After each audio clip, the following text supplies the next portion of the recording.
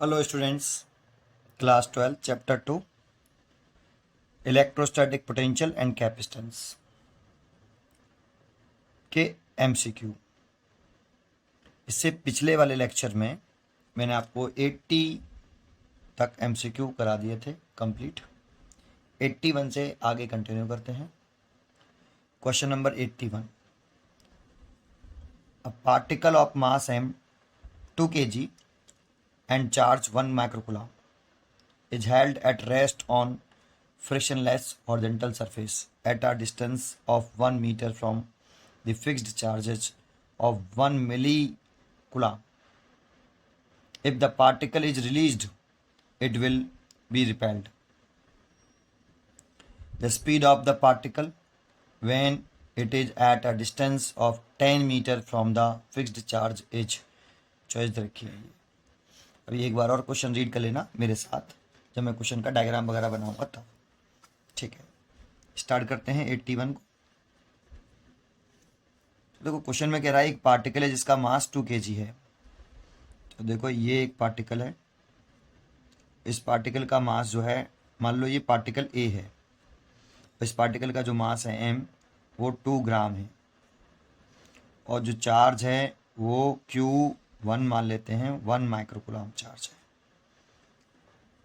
Are held at rest, rest में रखा हुआ टेबल पर। तो नीचे एक टेबल कंसीडर कर लेना कि यहाँ पे एक टेबल है ऐसे, ठीक है, उस पर प्लेस्ड है। चलो कर देता हूँ, ये पार्टिकल है और ये टेबल हो गई, उस पर ये चार्ज पार्टिकल रखा है, लेकिन टेबल और पार्टिकल के बिटवीन फ्रिक्शनलेस है, हॉरिजॉन्टल सरफेस। ठीक है, एट अ डिस्टेंस 1 मीटर, तो 1 metre from the fixed charge of 1 millicoulomb. तो ये आपका एक दूसरा चार्ज पार्टिकल है, इसे बी पार्टिकल के लेते हैं, और इस पर जो चार्ज है Q2 वह 1 मिली कुलाम है, और ये वाला चार्ज पार्टिकल फिक्स है, मूव नहीं कर रहा, फिक्स कर दिया इसको। If the particle is released, अगर इस वाले पार्टिकल को हम रिलीज कर दें, ये तो फिक्स कर रखा है, तो अगर इस पार्टिकल को रिलीज कर लें तो ये वाला चार्ज इस चार्ज को रिपेल करेगा। ठीक है, तो if the particle is released it will be repelled. इसको रिलीज कर दें तो ये पार्टिकल, ये वाला चार्ज इसको रिपेल करेगा। The speed of particle when it is at a distance 10 metre from the fixed particle.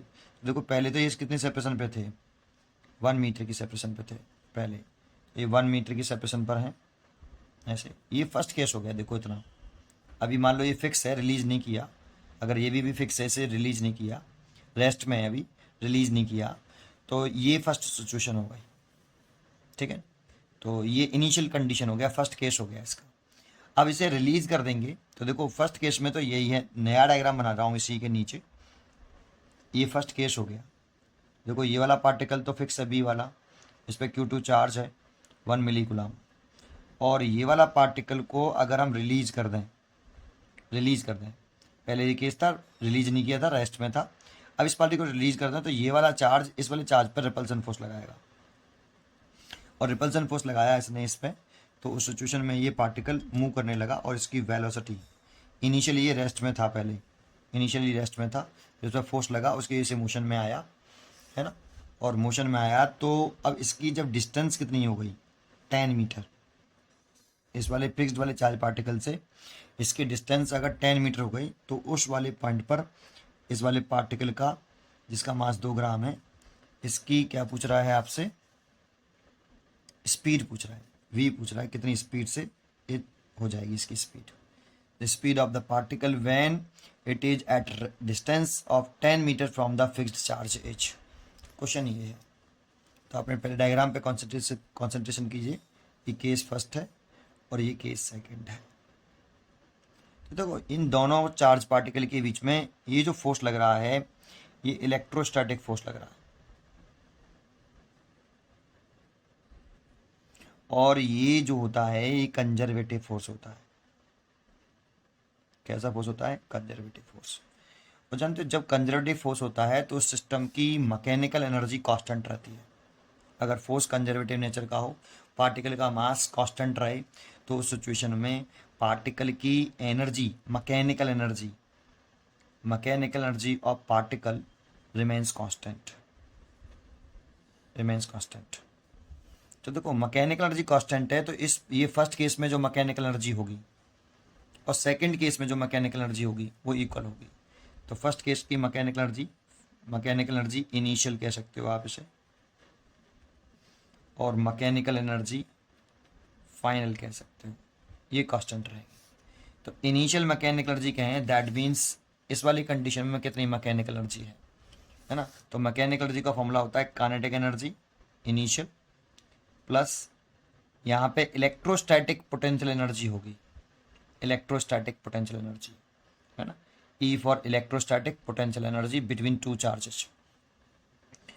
और ये इनिशियल हो गए is equal to mechanical energy final, मतलब काइनेटिक एनर्जी फाइनल पार्टिकल की, plus electrostatic potential energy final. ठीक है, अब आपको ये तो पता ही होगा फॉर्मूला, अगर ये दो चार्जेस हैं और ये एक दूसरे से आर डिस्टेंस पर हैं, तो इस पूरे सिस्टम की जो पोटेंशियल एनर्जी होती है यू आई, यू कह देता हूँ, वो 1/4πε0, दोनों चार्ज का मल्टीप्लाई करते हैं Q1 Q2 और इन दोनों के बीच की शॉर्टेस्ट सेपरेशन, और ये स्केलर क्वांटिटी होती है, चार्ज की वैल्यू विद साइन पुट करते हैं। ठीक है, तो देखो अब काइनेटिक एनर्जी लिखें इनिशियली यहाँ पर, तो देखो ये पार्टिकल तो फिक्स था, इसकी काइनेटिक एनर्जी 0, और ये वाला पार्टिकल भी रेस्ट में था इनिशियली। इनिशियली कैसे था, रेस्ट में, दैट मीन्स इसकी वेलोसिटी 0 थी, तो इस पार्टिकल की काइनेटिक एनर्जी 0 होगी, इसकी भी 0 है, ये रेस्ट फिक्स है, ये रेस्ट में था, तो काइनेटिक एनर्जी इनिशियली पूरे सिस्टम की काइनेटिक एनर्जी 0 है। प्लस अब ये दोनों चार्ज, ये रेस्ट में था, ये फिक्स था, तो इन दोनों के एक ही सिस्टम बन गया दो चार्ज के बीच में, Q1 और Q2, और इसके लिए पोटेंशियल एनर्जी होगी, इस वाले फॉर्मूले से आप लगा सकते हो। तो लिखें तो 1/4πε0, दोनों चार्ज का मल्टीप्लाई 1 × 10⁻⁻⁶। देखो ये माइक्रो कुलाम में है, इसीलिए इसे कुलाम में चेंज किया, ये मिली कुलाम में है, इसीलिए इसे चेंज कर लें, तो 1 × 10⁻⁻3। और इनके बीच की जो शॉर्टेस्ट सेपरेशन है वो 1 मीटर है, इसीलिए 1 मीटर लिख लें। देखो ये वाला फॉर्मूला हमने अप्लाई किया, दो चार्ज का अगर सिस्टम हो तो उसके लिए पोटेंशियल एनर्जी का फॉर्मूला ये होता है। ठीक है, ये इनिशियल हो गया। अब फाइनल की बात करें, अब ये पार्टिकल यहाँ नहीं रहा, ये पार्टिकल यहाँ आ गया है, यही वाला पार्टिकल यहाँ आ गया।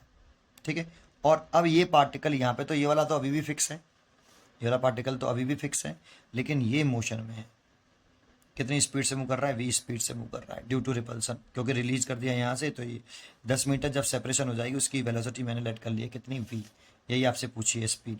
तो काइनेटिक एनर्जी इस जगह पर लिखें अगर हम सेकंड केस में, तो लिखेंगे 1/2 mv²। यहाँ m इस 2 ग्राम का मास है, ये 2 ग्राम मास है यहाँ पर गिवन है। ठीक है, पोटेंशियल एनर्जी लिखें, तो अब देखो एक चार्ज अब यहाँ आ गया बेटा Q2, तो Q1 ये रहा और Q2 ये रहा, और इन दोनों के बीच की जो शॉर्टेस्ट सेपरेशन है वो 10 मीटर है। फिर अगेन ये वाला फॉर्मूला लगाएं, तो 1/4πε0, दोनों चार्ज का मल्टीप्लाई, तो Q2 की जो वैल्यू है वो 1 माइक्रो कूलम है, तो 1 × 10⁻⁻6, और चार्ज दूसरा है 1 × 10⁻⁻3, और सेपरेशन है 10 मीटर। ठीक है, तो अब देखो इस वाले फैक्टर को इधर ले आए, पूरे को, हमें वेलोसिटी निकालनी, स्पीड निकालनी है v, तो इसको इधर ले आइए, और इधर ला के देखो कॉमन क्या आ गया, 1/4πε0 कॉमन, और देखो ये 10⁻⁻3 10⁻⁻9 हो जाएगा, 10⁻⁻9, और ये पूरा इधर ले आए, तो देखो ये वाला फैक्टर पूरा कॉमन है, ये दोनों में कॉमन है, दिख रहा है ये वाला, जब आप इधर लेके आओगे तो 1 - 1/10। ठीक है, 1/2, और ये देखो ये मास दे रखा है 2 ग्राम, लेकिन हम ऐसा सिस्टम में लेके चल रहे हैं, इसलिए 2 × 10⁻³ किलोग्राम। तो इसकी वैल्यू पुट कर दें अगर हम m की, तो यहाँ पे पुट कर सकते हैं 2 × 10⁻³ और v का स्क्वायर। अब देखो इसकी वैल्यू भी पुट कर दें, तो इसकी वैल्यू 9 × 10⁻9 और 10⁻⁻9, और यहाँ से 10 LCM लें, तो 10 - 1 9/10, और इज इक्वल टू ये 2 से 2 कैंसिल, और इसे लिख सकते हो आप 1/10⁻, चलो इसे ऐसे लिख लेते हैं 10⁻³ × v²। देखो ये तो इसे कैंसिल हो गया, 9 और 9 81 हो गई, और ये नीचे 10 है, और ये नीचे आ जाएगा तो 10⁻², ये 10 और ये 10⁻³, तो 10⁻², सो v²। तो v² की जो वैल्यू निकल के आई आपकी वो 81 into 10⁻⁻²। So v is equal to 81 into 100। अब 81 का रूट तो 9 होता है और 100 का root 10। So v is equal to 90 metre पर सेकेंड। ये आंसर हो गया। ठीक है, तो आप देखिए क्वेश्चन चॉइस देख लेते हैं, इसका आंसर क्या है। इसका आंसर है 100 मीटर पर सेकेंड दे रखा है, 90 मीटर पर सेकेंड, हमारा 90 मीटर पर सेकेंड आ रहा है। तो 81 की जो चॉइस हुई वो B, 81 B is a right answer. ठीक है, 82 क्वेश्चन रीड करिए आप।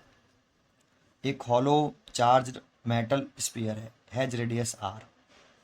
If the potential difference between its surface and at a point at a distance 3r from the center is v, then the electric field intensity at a distance 3r from the center is। देखो इसमें कुछ नहीं है, इस question में बस आपको फॉर्मूले लर्न हैं या नहीं। तो सबसे पहले मैं आपको फॉर्मूले इसके लर्न कराता हूँ, याद कराता हूँ, फिर इस क्वेश्चन को करता हूँ। तो देखिए सबसे पहले एक spherical hollow charge spherical sphere है, मेटल स्पीयर है। तो 82 में एक आपका ये हॉलो मेटलिक स्पीयर है जिसकी रेडियस स्मॉल आर है, इसकी रेडियस स्मॉल आर है और ये चार्ज्ड है। ये इसकी रेडियस स्मॉल आर दे रखी है।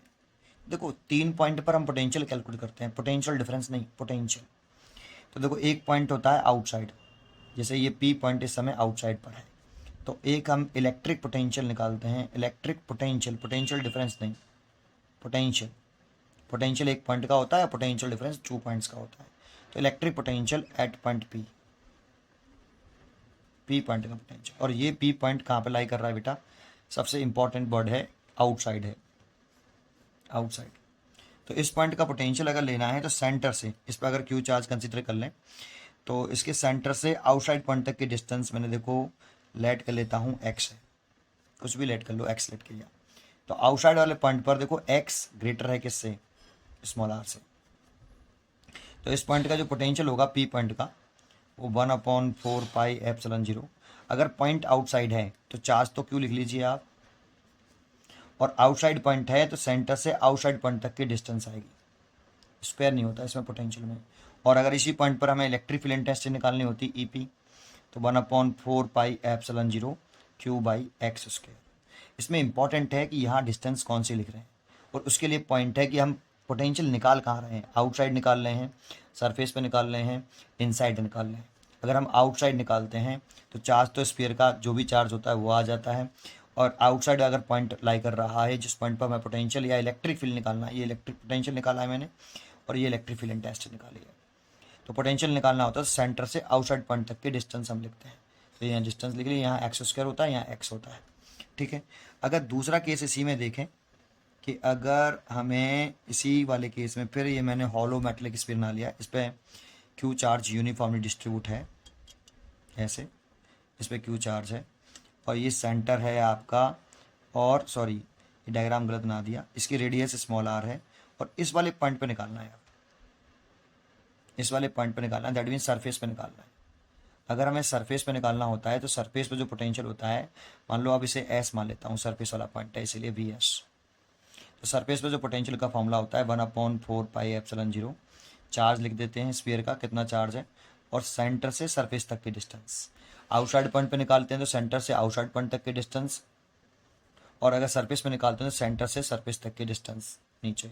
और अगर इलेक्ट्रिक फील्ड भी निकालते हैं सरफेस पर तो 1/4πε0 Q/ सेंटर से सरफेस तक के डिस्टेंस। डिस्टेंस कौन सी पुट करते हैं इस पर ध्यान देना है।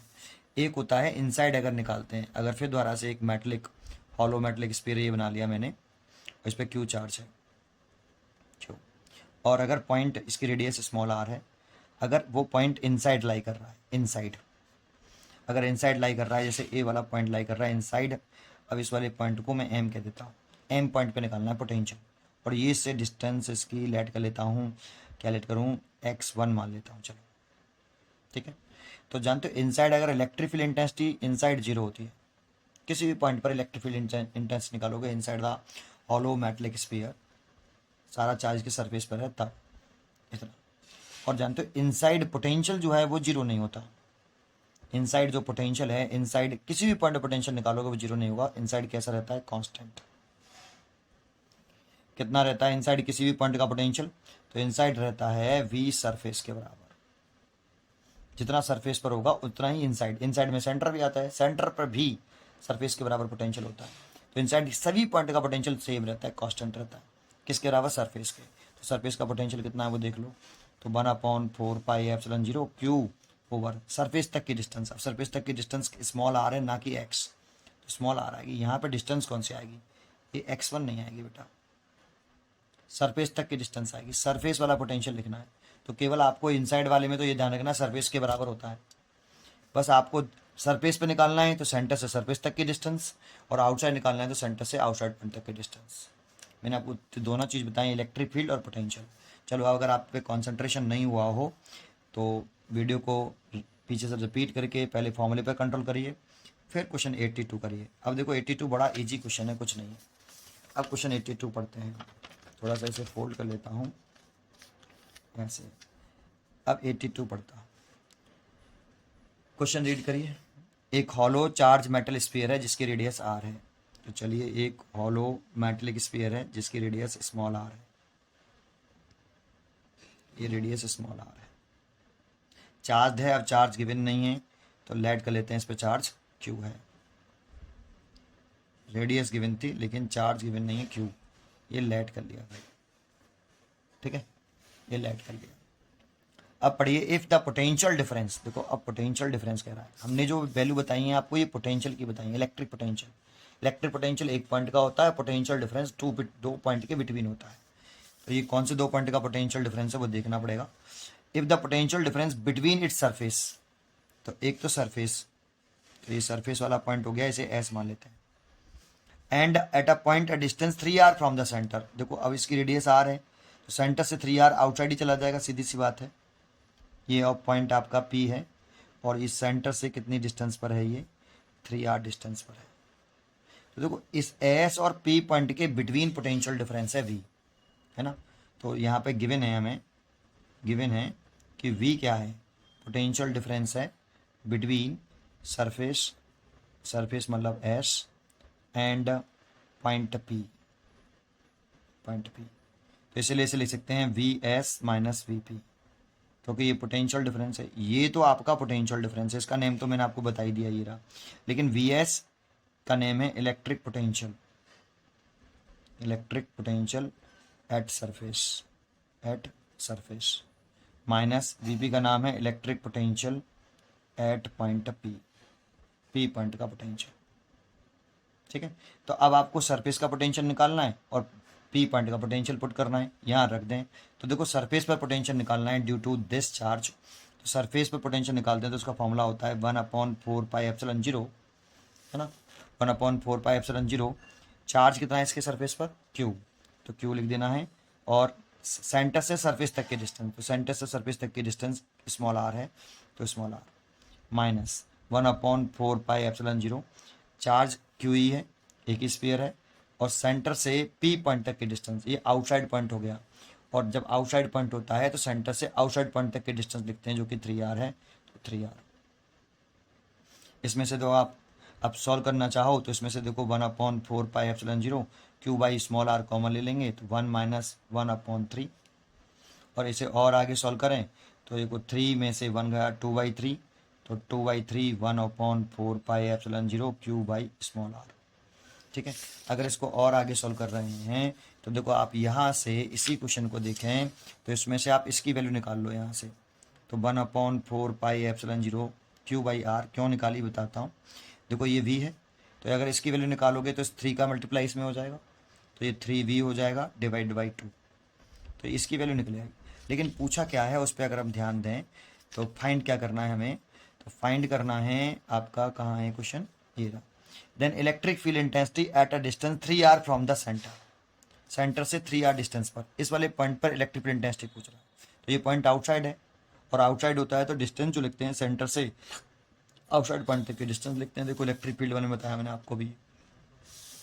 सो इस वाले P पॉइंट पर अगर इलेक्ट्रिक फील्ड इंटेंसिटी पूछी है, electric field intensity eight point P, जो सेंटर से ये P पॉइंट कितनी डिस्टेंस पे है, 3r डिस्टेंस पर है, तो ई की जो वैल्यू होगी वो 1/4πε0। चार्ज तो इस पर क्यू है तो क्यू लिख लिया, और सेपरेशन इसकी सेंटर से आउटसाइड पॉइंट तक की डिस्टेंस 3r है, लेकिन इसमें स्क्वायर होता है, इलेक्ट्रिक फील्ड में स्क्वायर होता है, पोटेंशियल में स्क्वायर नहीं होता। तो इसीलिए स्क्वायर करेंगे तो 3r का स्क्वायर, और देखो ये 9 हो जाएगा तो 9 बाहर लिख लीजिए 1/9, और 1/4πε0 Q/r²। ये, और देखो एक r का स्क्वायर है तो इसको एक काम करते हैं, 2 बार लिख लेते हैं ऐसे मल्टीप्लाइड करने। एक r स्क्वायर है तो एक r यहाँ लिख लिया, एक r यहाँ लिख लिया, और इसकी जगह पर हम पुट कर सकते हैं कितना, देखो इसकी जगह पर पुट कर सकते हैं 3v/2। अगर इसकी जगह पर 3v/2 पुट कर दें तो 3v/2 इंटू 1/r। देखो 3 से ये 3 कैंसिल हो जाएगा और ये 6 हो जाएगा, 3 से 3 बार कैंसिल, मल्टीप्लाई करेंगे तो 6, तो v/6r। देखो चॉइस हो गई, इलेक्ट्रिक फील्ड इंटेंसिटी आ गई। तो इसलिए आप चॉइस देखिए, इसकी जो चॉइस होगी ए v/6r। तो इसकी 82 का ए इज अ राइट आंसर, 82 का ए इज अ राइट आंसर। चलिए 83 क्वेश्चन देखते हैं, क्वेश्चन नंबर 83 रीड करते हैं।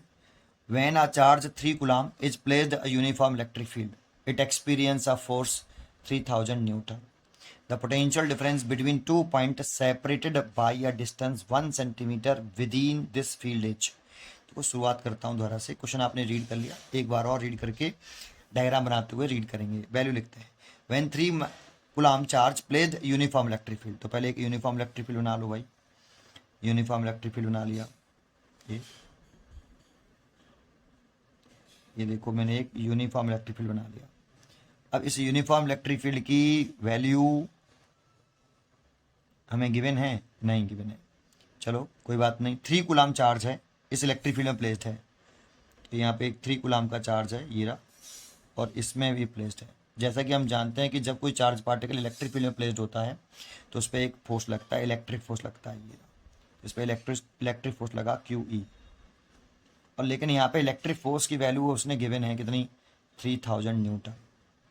तो इलेक्ट्रिक फोर्स की वैल्यू आपको 3000 न्यूटन दे रखी है, तो आप इसको यूज़ कर लीजिए Fe=QE को, यहाँ से इलेक्ट्रिक फील्ड निकाल लीजिए आप।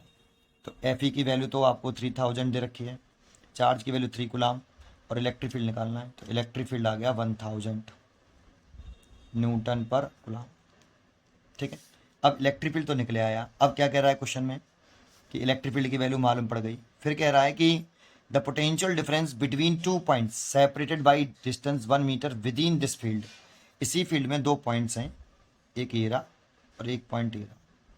इन दोनों पॉइंटों के जो बीच की सेपरेशन है, ये लेंथ है वो L है, वो कितनी है आपकी 1 सेंटीमीटर है, 1 सेंटीमीटर। तो कह रहा है इन दोनों पॉइंट के बिटवीन पोटेंशियल डिफरेंस पूछ रहा है, the potential difference between the 2 points. तो आपने फॉर्मूला रीड किया होगा कि electric field is equal to V/L। यहाँ V क्या है, पोटेंशियल डिफरेंस है बिटवीन 2 पॉइंट्स, बिटवीन 2 पॉइंट्स, और जिन 2 पॉइंट का ये पोटेंशियल डिफरेंस है उन्हीं दोनों पॉइंटों के बीच की ये सेपरेशन है, लेंथ। देखो आपने ऐसे डायग्राम बनाया होगा कि ये कंडक्टिंग वायर है, सेकेंड यूनिट में पढ़ते हैं, यहाँ एक बैटरी लगा दी, तो ये पोटेंशियल डिफरेंस हो गया अक्रॉस एंड्स ऑफ कंडक्टर, और इसके अंदर ये प्लस का हो गया, ये माइनस का, तो एक इलेक्ट्रिक फील्ड स्टेबलाइज हो गया। इसकी लेंथ अगर L है तो हम इलेक्ट्रिक फील्ड का फॉर्मूला लिखते हैं V/L। तो ये पोटेंशियल डिफरेंस 2 पॉइंट्स का ही तो है, इसके एंड के अक्रॉस ही तो, कंडक्टर के एंड के अक्रॉस पोटेंशियल डिफरेंस, तो ऐसे ये 2 पॉइंट का है। तो आप देखो यहाँ ई रखा है 1000, और पोटेंशियल डिफरेंस पूछ रहा है V is a potential difference between 2 points A and B, और लेंथ है 1 सेंटीमीटर। अब यहाँ बच्चा गलती करता है, 1 रख देता है, 1 रखेगा तो ऐसा लगेगा कि V 1000 वोल्ट आ गया, बट देखो ये ऐसा सिस्टम में है और ये CG सिस्टम है 1 सेंटीमीटर है, तो यहाँ गड़बड़ी मत करना, सेंटीमीटर को मीटर में ज़रूर बदल लेना, क्योंकि भाई ये ऐसा सिस्टम में चल रहा है सारा। तो ऐसा सिस्टम में करेंगे तो इसका सब मल्टीप्लाई करेंगे, अब दिख रहेगा 10 वोल्ट, 10 वोल्ट। सो इसका आंसर आएगा 10 वोल्ट, 83 का ए। तो 83 का ए इज अ राइट आंसर। 84 देखते हैं, क्वेश्चन नंबर 84। एक यूनिफॉर्म इलेक्ट्रिक फील्ड है having magnitude and direction along positive axis. देखो एक यूनिफॉर्म इलेक्ट्रिक फील्ड दे रखा है ऐसे, उसकी डायरेक्शन जो है वो पॉजिटिव एक्सिस के अलोंग है। देखो इसको आप पॉजिटिव एक्सिस मान लो ऐसे, और इस ये इलेक्ट्रिक फील्ड है, यूनिफॉर्म इलेक्ट्रिक फील्ड E0, क्योंकि E0 मैंने इसलिए लिख लिया क्योंकि क्वेश्चन में तो गिवन नहीं, लेकिन चॉइस में इलेक्ट्रिक फील्ड E0 शो कर रहा है, इसलिए मैंने E0 लिख लिया। ठीक है, if the electric potential V is zero at x बराबर जीरो, तो x बराबर जीरो मतलब ये y एक्सेस मान ली मैंने, देखो ये y एक्सेस, तो इसको मैं कह दूंगा ऑरिजिन, वो पॉइंट मान लेता हूँ, और ये क्या है ऑरिजिन। और ऑरिजिन का जो पॉइंट का पोटेंशियल गिवन है उसने, electric potential is zero at x बराबर जीरो, यहाँ पे x बराबर जीरो होगा, तो भाई x बराबर जीरो तो यही होगा, x बराबर जीरो, तो इस वाले पॉइंट का पोटेंशियल कितना है, इस पॉइंट को O माना है, तो O पॉइंट का पोटेंशियल कितना है जीरो, ये O पॉइंट है, ये जीरो गिवन है, गिवन है बेटा। ठीक है, चलिए then its value at x बराबर x, यहाँ पे एक डिस्टेंस है, यहाँ से यहाँ तक की डिस्टेंस ये x है, यहाँ पे एक पॉइंट मान लेता हूँ P, तो आपसे P पॉइंट का पोटेंशियल पूछ रहा है, ऐसे कितना होगा, देखो P पॉइंट का उसने पोटेंशियल जो लेट किया है इससे x डिस्टेंस पर, वो उसने Vx लेट किया है, तो मैं भी Vx लेट कर लेता हूँ कि Vx, और Vx की वैल्यू पूछ रहा है कितनी होगी। तो देखो आपने एक फॉर्मूला पढ़ा होगा ये वाला कि dv is equal to minus का E dr cos थीटा, यहाँ dv पोटेंशियल डिफरेंस होता है between two points, potential difference between two points, और ये इलेक्ट्रिक फील्ड है, ये डिस्टेंस है उन दोनों पॉइंटों के बिटवीन, डिस्टेंस जिन दो पॉइंट का ये पोटेंशियल डिफरेंस है उन दोनों पॉइंटों के बीच की सेपरेशन, और थीटा एंगल बिटवीन है, angle between E and dr, E vector और dr वेक्टर के बिटवीन एंगल। तो ज़रा देख के बताइए, पार्टिकल यहाँ से यहाँ जा रहा है, यहाँ से यहाँ, तो ऐसे ये dr डिस्टेंस हो गई, तो यहाँ dr हो गई x, इन दोनों पार्टिकल के बीच की जो सेपरेशन है वो dr, तो पार्टिकल यहाँ से यहाँ गया ऐसे ही, तो ये dr की डायरेक्शन मान लेते हैं, और यही इलेक्ट्रिक फील्ड की डायरेक्शन है, तो E और dr के बिटवीन इस डायग्राम में कितना एंगल है 0 डिग्री। तो देखो ये P फाइनल पॉइंट है और O इनिशियल पॉइंट है, तो इनिशियल टू फाइनल जा रहे हैं, तो फाइनल पॉइंट का पोटेंशियल, ये पोटेंशियल डिफरेंस है, तो फाइनल पोटेंशियल लिखेंगे तो Vx माइनस इनिशियल पॉइंट का पोटेंशियल लिखेंगे तो Vu, what the name of dv potential difference. तो ये पोटेंशियल डिफरेंस लिख लिया दोनों पॉइंट्स का कि x पॉइंट P पॉइंट का पोटेंशियल Vx, ये पोटेंशियल है और ये पोटेंशियल डिफरेंस है, तो ये O पॉइंट का पोटेंशियल लिख लिया इज इक्वल टू माइनस का E दे रखा है E0, dr दे रखा है कितना x, और एंगल है E और dr की डायरेक्शन सेम है, तो एंगल है 0 डिग्री, तो cos 0 डिग्री। V0 की वैल्यू क्वेश्चन में गिवन है 0, तो ये तो 0 हो गया, Vx माइनस के 0 इज इक्वल टू माइनस के E0, और cos 0 की वैल्यू 1 हो गई, तो ये x, इसीलिए Vx की जो वैल्यू आई यहाँ पे वो माइनस के E0x। देखो माइनस आनी भी चाहिए, Vx की वैल्यू माइनस में ही आना चाहिए, क्योंकि देखो इलेक्ट्रिक फील्ड की जो डायरेक्शन होती है वो high potential to low potential होती है, इधर हाई पोटेंशियल होगा, इधर लो पोटेंशियल होगा, इसीलिए O पॉइंट का पोटेंशियल ज़्यादा होगा और P पॉइंट का पोटेंशियल कम होगा। अगर ऐसा है तो आपका O पॉइंट का पोटेंशियल P पॉइंट का पोटेंशियल कम होगा, ऐसे कह सकते हो। तो अगर ऐसा होगा तो देखो पोटेंशियल डिफरेंस निकालेंगे, फाइनल माइनस इनिशियल, Vx कम है Vo ज़्यादा है, जो सो वैल्यू नेगेटिव आनी चाहिए, तो नेगेटिव ही आ रही है, इसलिए चेक कर लेना अच्छी तरीके से, इस पॉइंट को नेगेटिव ही आना चाहिए, क्योंकि उसमें चॉइस में प्लस वाला भी दे रखा है ना, तो इसीलिए इसकी बी चॉइस होनी चाहिए, 84 का B, B is a right answer, B is a right answer. जब बी से लिखते हैं तो यहाँ फाइनल लिखते हैं, यहाँ इनिशियल लिखते हैं, पार्टिकल O से P की तरफ गया है, इसीलिए O टू P डिस्प्लेसमेंट लेंगे हम dr। ठीक है, इतनी बात समझ में आई आपको।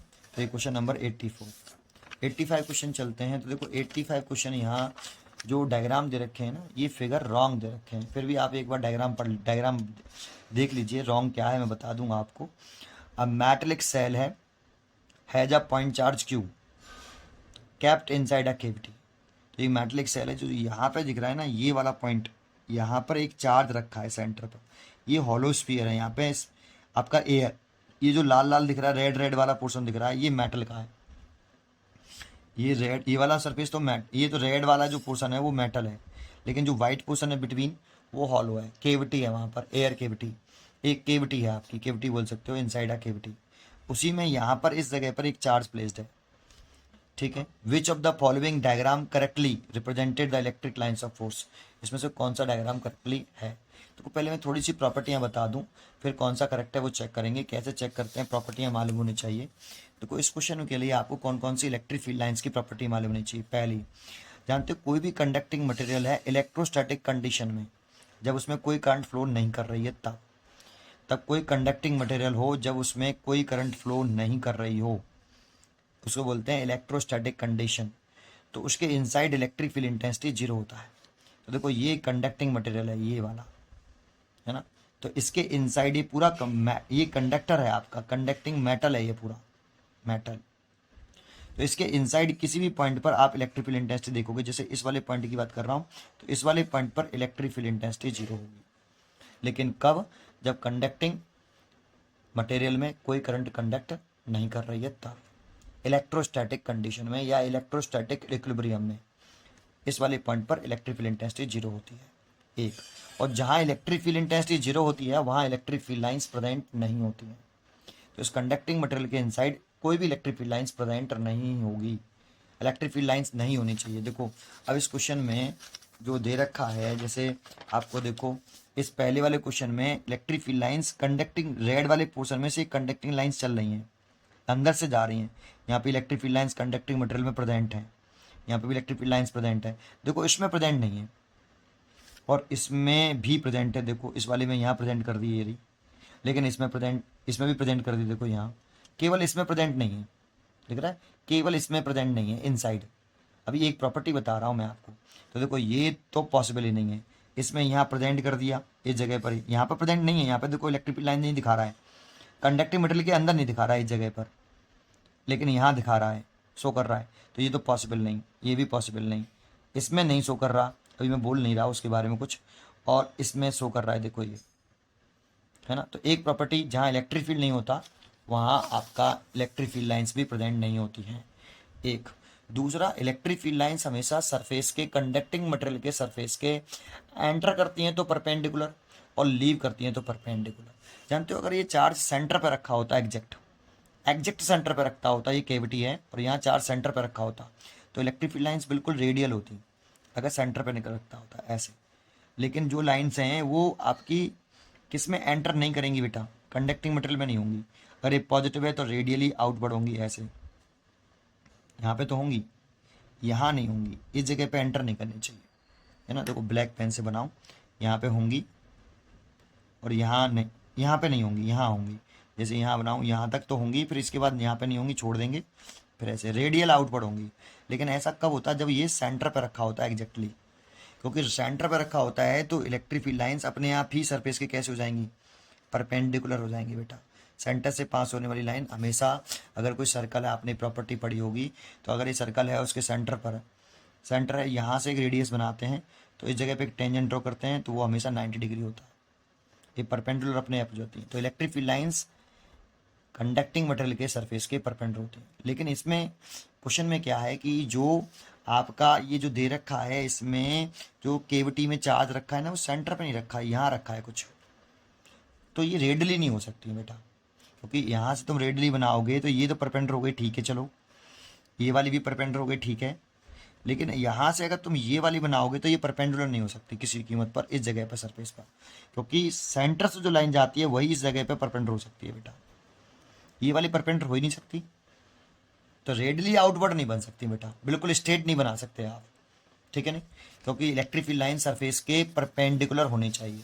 तो अब इसमें चॉइस कौन सी सही है, तो मैं कहूँगा इसमें डायग्राम ही गलत दे रखे हैं ये, है ना, क्योंकि इसमें सब रेडियली बना दिए हैं, बिल्कुल स्ट्रेट बना दिए, देखो स्ट्रेट बना दिया यहाँ पे, सब ये स्ट्रेट बना दिया, यहाँ पे भी स्ट्रेट बना दिया, यहाँ पे भी स्ट्रेट बना दिया, सब स्ट्रेट बना डाले हैं, इसीलिए सारे गलत हैं। ये तो वैसे भी रॉन्ग है क्योंकि इसमें अंदर यहाँ पे इलेक्ट्रिक फील्ड लाइंस पास हो रही हैं। ये तो तीनों चॉइस 100% रॉन्ग है, ए सी एंड डी। और ये वाली चॉइस मैं क्यों रॉन्ग बता रहा हूँ, तो देखो इस क्वेश्चन को मैं आपको दिखाता हूँ एक किताब में, एक किताब में दिखा देता हूँ आपको कि ये क्वेश्चन कैसे होना चाहिए, ठीक है, एग्जैक्ट ये क्वेश्चन कैसे होना चाहिए वो हम देख लेते हैं। देखो एग्जैक्ट ये क्वेश्चन आपका ऐसे होना चाहिए, ये 2003 में जेई में आया। अब देखो इसमें ए चॉइस तो रॉन्ग, क्योंकि कंडक्टिंग मटेरियल के अंदर इलेक्ट्रिक फील्ड लाइंस एंटर करी हैं, यहाँ पे देखो ये एंटर कर रही हैं, यहाँ पे भी एंटर कर रही हैं, ये रॉन्ग चॉइस। ये भी रॉन्ग, क्योंकि ये एंटर तो नहीं करी, देखो ये एंटर नहीं कर रही मेटेरियल, कंडक्टिंग मटेरियल के अंदर, लेकिन यहाँ पर ये सरफेस के परपेंडिकुलर हो ही नहीं सकती, ये सरफेस के परपेंडिकुलर नहीं हो सकती, ये लाइन जो जा रही है क्योंकि सेंटर पे लाइन नहीं कर रहा है ये चार्ज, ये सरफेस के परपेंडिकुलर नहीं हो सकती, कंडक्टिंग मटेरियल के सरफेस के परपेंडिकुलर नहीं हो सकती, सो ये रॉन्ग। अब देखो ये दिख रहा है ये वाला, ये रॉन्ग क्यों है, ये रॉन्ग होने की वजह, ये तो रॉन्ग इसीलिए क्योंकि कंडक्टिंग सरफेस के परपेंडिकुलर नहीं है एक, ये रॉन्ग इसीलिए क्योंकि इसने कंडक्टिंग मटेरियल के inside electrical intensity line show कर दी है, पास कर रही हैं, इसलिए रॉन्ग है। अब इसमें देखो अंदर भी नहीं है, और देखो ये थोड़ा रेडली ना करके थोड़ा सा कर्व बनाया, अगर आपको ध्यान से देखोगे तो थोड़ा सा कर्व बनाया है, कर्व बनाने की बजाय परपेंडुलर करना पड़ेगा, सेंटर पे नहीं है बेटा, अगर सेंटर पे होता तो कर्व बनाने की जरूरत नहीं पड़ती, बिल्कुल रेडली आउटपुट दिखा सकते थे, है ना, स्ट्रेट दिखा सकते थे, और देखो अंदर लाइन नहीं कर रही, तो इसलिए सी चॉइस सही होगी, 18 का सी।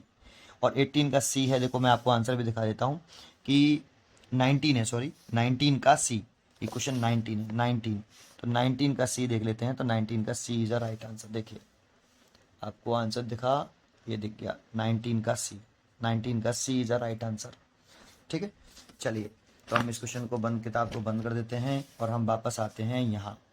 तो इसका जो चॉइस होगी, इसमें तो चॉइस ही मेरे को दिख ही नहीं रही, ठीक है नहीं, इसीलिए देखो ये तो पूरी रॉन्ग है, सी इसमें बना ही नहीं सकते हो क्योंकि यहाँ पे ये लाइंस अंदर बन गई, और ये भी थोड़ी सी सही सी लग रही है, लेकिन जो है इसमें रेडली आउटवर्ड नहीं दिख रहा है, इसीलिए मेरे को इसमें भी डाउट सा लग रहा है, इसीलिए मैंने आपको नया क्वेश्चन दिखाया, इसमें सही तरीके से ड्रॉ नहीं किए हैं। ठीक है, इतना आपको समझ में आया होगा, 85 समझ में आया। अच्छा, क्वेश्चन नंबर 86 देखें, तो 86, 36 मिनट की टाइम हो गया, इसको नेक्स्ट वीडियो में बनाते हैं, पढ़ते रहिए एंड खुश रहिए, मिलते हैं नेक्स्ट वीडियो में। और कमेंट करके ज़रूर बता दिया करो भाई कि आपको ये क्वेश्चन से कोई फ़ायदा हो रहा है या नहीं हो रहा है, कमेंट करके ज़रूर बता दें प्लीज़। ठीक है, थैंक यू, पढ़ते रहिए।